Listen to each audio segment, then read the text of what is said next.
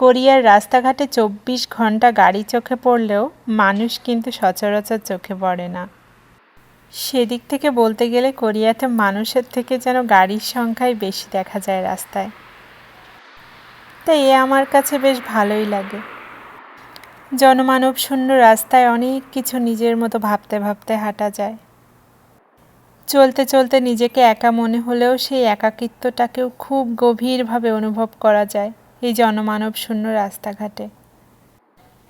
ওই যে রাস্তার ওইদিকে একটা টেম্পোরারি পিঠার দোকান দেখা যাচ্ছে। এই ভিডিওটা কিন্তু এখনকার নয়, গত বছর অক্টোবর মাসে।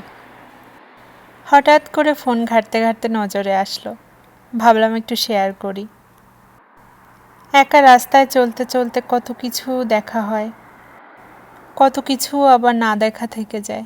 যা ভালো লাগে, যা দেখে নিজের চোখে শান্তি লাগে, মনে হয় তা আর সবাইকে দেখাই। কোরিয়ার রাস্তাঘাটে বেরোলেই বোঝা যায় ওরা যে কতটা ডিসিপ্লিন মেনে চলে।